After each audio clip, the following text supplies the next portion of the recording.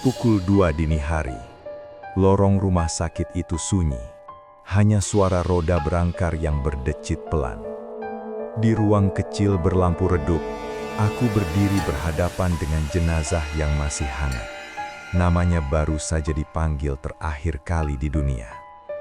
Tanganku gemetar, bukan karena takut, tapi karena bisikan penyesalan yang seolah tertinggal di tubuh itu. Saat air pertama menyentuh kulitnya, sesuatu terjadi. Aroma sabun bercampur doa, dan rahasia hidup yang tak pernah terucap terasa ikut luruh. Disitulah aku sadar, pekerjaan ini bukan sekadar memandikan, tapi menyaksikan akhir dengan hati yang diuji. Aku tak pernah bercita-cita menjadi pemandi jenazah. Profesi ini datang begitu saja, perlahan namun pasti. Sejak aku diterima bekerja sebagai tenaga pendukung di sebuah rumah sakit di Jawa Tengah. Awalnya aku hanya membantu, membersihkan ruangan, menyiapkan perlengkapan. Sampai suatu malam, ketika pemandi jenazah utama tak bisa datang, kepalaku ditunjuk tanpa banyak tanya. "Kamu berani?" tanya seorang perawat senior. Aku mengangguk, meski jantungku berdetak tak karuan. Malam itu, hujan turun rintik-rintik. Jenazah yang harus dimandikan adalah seorang pria paruh baya, korban serangan jantung. Di ruang pemulasaraan yang dingin dan sunyi, aku berdiri kaku. Wajahnya tenang, seperti sedang tidur lelap setelah hari yang panjang. Namun, keheningan itu justru menekan dadaku. Untuk pertama kalinya, aku benar-benar berhadapan dengan kematian tanpa jarak. Aku mulai dengan niat dan doa yang diajarkan singkat oleh senior. Air mengalir pelan dari selang, membasahi kain dan kulit yang mulai mendingin. Setiap gerakan kulakukan dengan hati-hati, takut salah, takut tidak hormat. Anehnya, di tengah rasa takut itu, muncul ketenangan yang sulit dijelaskan. Seolah ruang itu memaksaku berhenti dari hiruk-pikuk dunia, dan hanya fokus pada satu hal, mengantarkan seseorang menuju peristirahatan terakhirnya dengan layak. Sejak malam itu, hidupku berubah. Aku mulai sering dipanggil siang atau malam, tanpa mengenal hari libur. Setiap jenazah membawa cerita. Ada yang wafat mendadak, ada yang pergi setelah bertahun-tahun melawan sakit, ada pula yang tak ditemani siapapun. Dari mereka, aku belajar tentang rapuhnya hidup dan pentingnya ikhlas. Bab ini adalah awal dari perjalananku. Perjalanan yang mengajarkanku bahwa kematian bukan hanya akhir, tetapi juga cermin bagi mereka yang masih diberi waktu. Pekerjaan ini perlahan menghapus batas antara siang dan malam bagiku. Telepon bisa berdering kapan saja, dan setiap dering selalu membawa kabar yang sama. Ada satu jiwa yang telah selesai dengan urusan dunianya.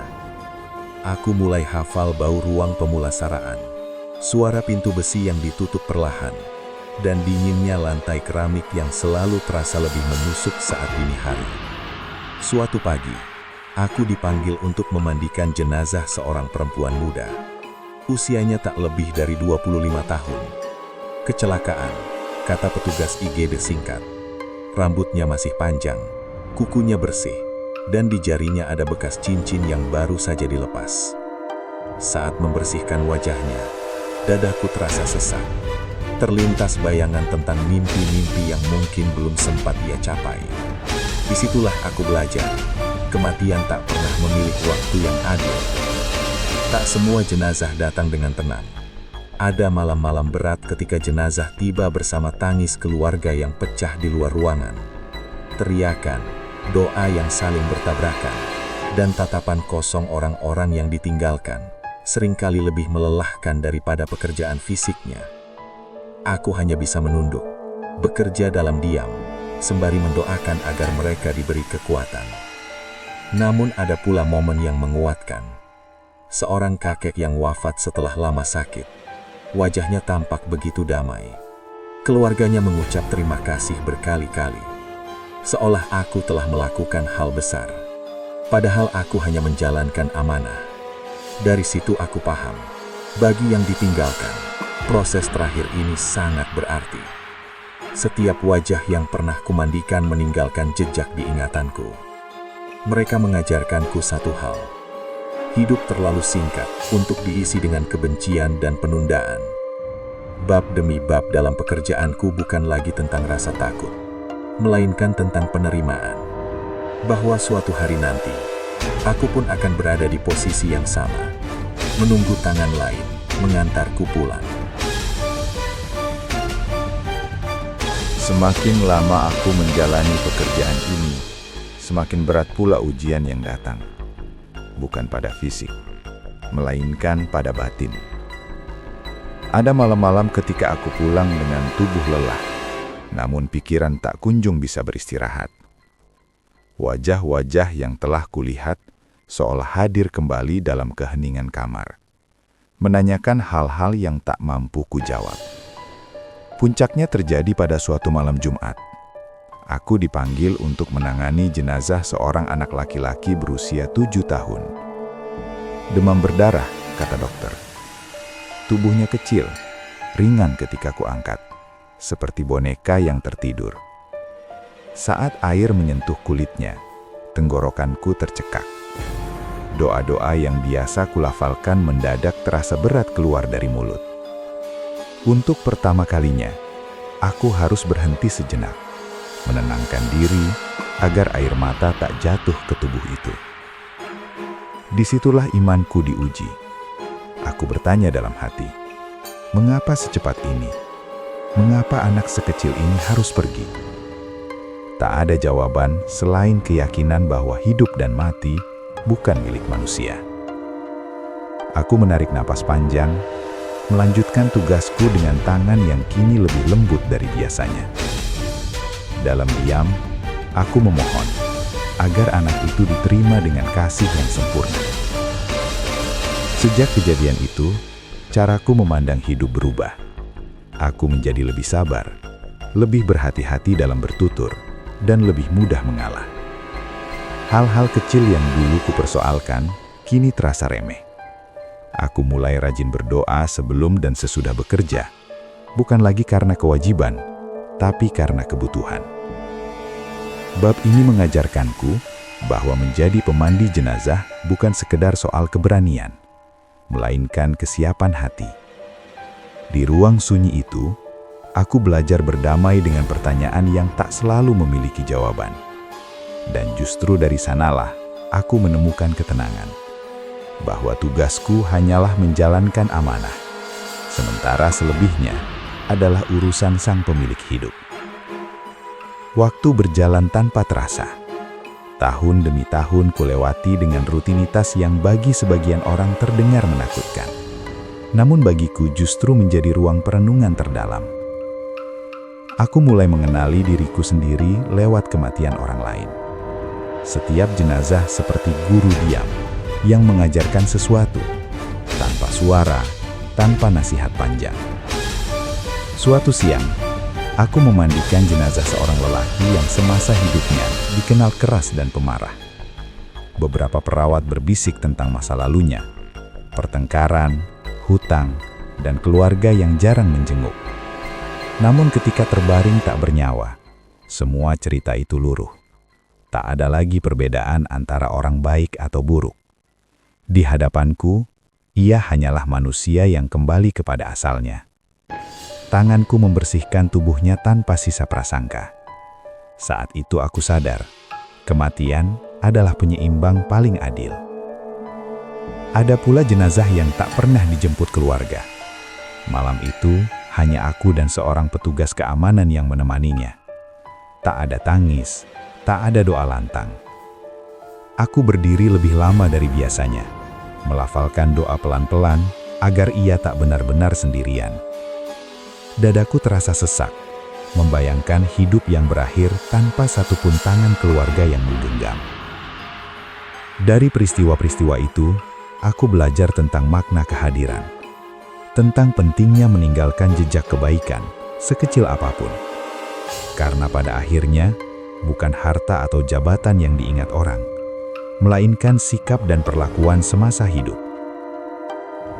Bab ini membuatku semakin waspada dalam menjalani hari.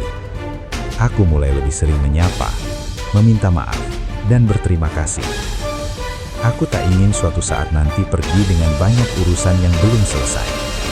Sebab dari mereka yang telah pergi, aku mengerti satu hal yang tak terbantahkan. Kematian tak menunggu kesiapan, tapi kehidupan menuntut kesadaran sebelum terlambat. Kini, setelah sekian lama menjalani peran sebagai pemandi jenazah, aku tak lagi melihat pekerjaanku sebagai beban. Ia telah menjadi bagian dari hidup, bahkan bagian dari caraku memahami takdir. Aku belajar menerima bahwa setiap panggilan yang datang, siang atau malam, bukan kebetulan. Selalu ada pelajaran yang diselipkan Tuhan di balik setiap jenazah yang kutangani. Aku juga belajar berdamai dengan diriku sendiri. Ketakutan akan kematian yang dulu menghantui perlahan berubah menjadi kewaspadaan. Aku tak lagi takut mati, tapi takut hidup tanpa makna. Setiap selesai bekerja, aku pulang dengan langkah lebih pelan, memandang keluarga di rumah dengan rasa syukur yang tak pernah sama seperti sebelumnya. Pelukan, tawa kecil, dan percakapan sederhana terasa begitu mahal. Ada hari-hari ketika tubuhku lelah, namun hatiku justru terasa penuh. Aku tahu mungkin tak banyak orang yang memahami pekerjaan ini.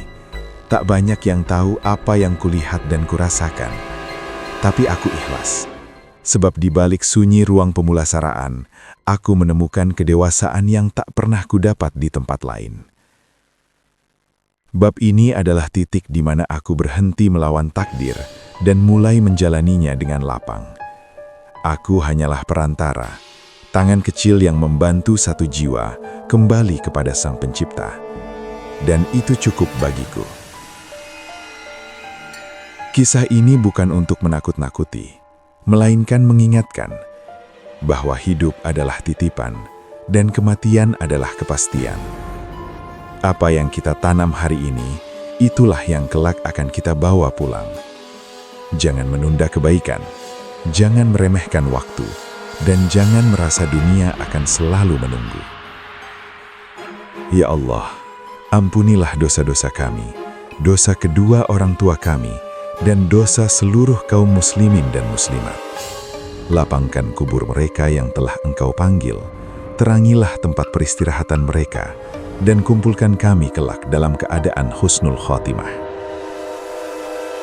Mari kita perbaiki hidup sebelum dipanggil.